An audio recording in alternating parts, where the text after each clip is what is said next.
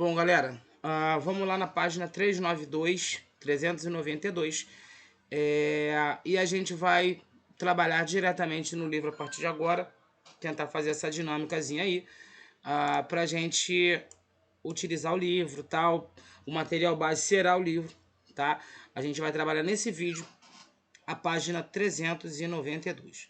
Show? A página 392 traz pra gente um debate muito interessante sobre relevo brasileiro, tá? Traz pra gente uma caracterização generalizada do relevo brasileiro, tá? A gente pode dizer que o território brasileiro ele está no meio de uma placa tectônica, então isso traz pra gente uma estabilidade muito grande. Isso nos traz não ter nenhum vulcão ativo no território brasileiro e também o tectonismo não acontecer ou acontecer em pequena escala, de baixa magnitude. Então, os terremotos que acontecem no Brasil acontecem com baixa magnitude e devido a alguns falhamentos no arcabouço de base do território brasileiro, tá? O que traz para a gente uma realidade de pequenos tremores por acomodação desses falhamentos, beleza?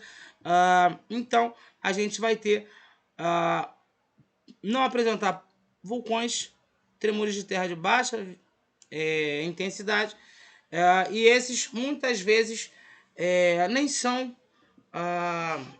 percebidos pela nossa sensibilidade, são percebidos por sismógrafos, aparelhos que são instalados em certas partes do território apenas para perceber esses tremores de terra, beleza? Que são de baixa magnitude, beleza? Ao longo da história geológica do Brasil, realizaram alguns movimentos tectônicos realizaram mudanças nas formas de relevo do Brasil, tá? Principalmente por movimentos epirogenéticos, ou seja, movimentos verticais, tá? De construção positivo, ou seja, uma construção de serras e planaltos, tá? Ou negativa, em forma aí de algumas planícies ou até mesmo depressões, ok? Então, como resultado disso no Brasil, a gente tem como principais formas de relevo as serras do mar e a Serra da Mantiqueira, beleza? Aqui a gente tem nessa imagem o ponto culminante da Serra da Mantiqueira entre os estados de Minas Gerais e São Paulo. Nesse processo, então, a gente vai ter um relevo brasileiro com baixa altitude, tá? A gente não vai ter grandes formações de grandes altitudes no Brasil, tá? Como em outros países, até da América do Sul mesmo. A gente não vai ter uma formação de cordilheiras. A gente vai ter, no máximo, aí, uma configuração de mares de morro, como a gente já estudou lá atrás, tá? Então, assim, a gente pode perceber aqui até uma certa dobradura, vamos dizer assim, nessa imagem, alguns pontos de dobra, mas não de grande altitude, beleza? Vamos lá.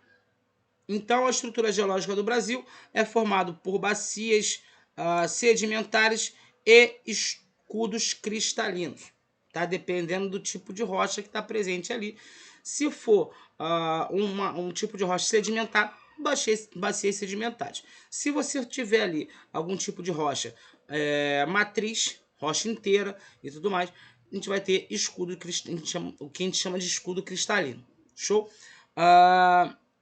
Então a gente vai ter na era mesozoica, já alguns milhões de anos, o território brasileiro passou por um intenso vulcanismo, beleza?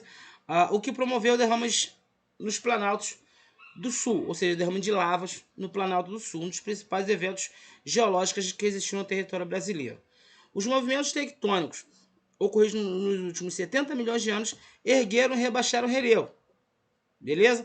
Então a gente vai ter aqui, por exemplo, Pico da Neblina, ponto culminante do Brasil, tá?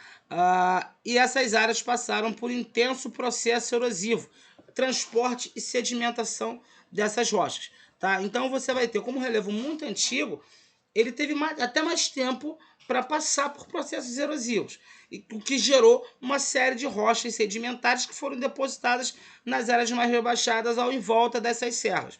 Então, assim, você vai ter regiões serranas no Brasil e ao redor delas uma série de bacias sedimentares. É o caso, por exemplo, do estado do Rio de Janeiro. A gente tem uma região serrana no meio do estado do Rio de Janeiro e em volta dessa região serrana uma série de bacias sedimentares.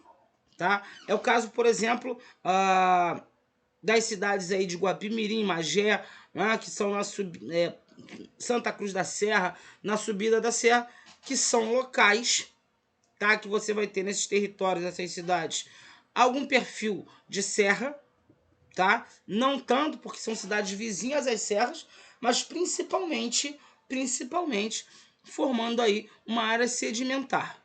O que isso quer dizer? Alex, você vai ter, por exemplo, uma série de rios e cachoeiras, tá? Quando você olha para essas cachoeiras, você vê uma série de pequenas e médias rochas. Tá? Essas rochas, elas até hoje descem da serra.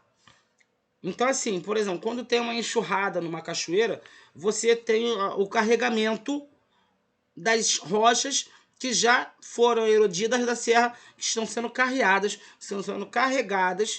para essas cidades.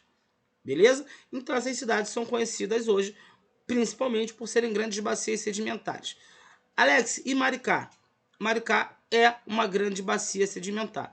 Tem alguma coisa de formação de algumas serras, alguns morros, né, que são erodidos, mas principalmente sendo aí uma grande bacia sedimentar. Tanto é que a gente vive numa grande planície, tá?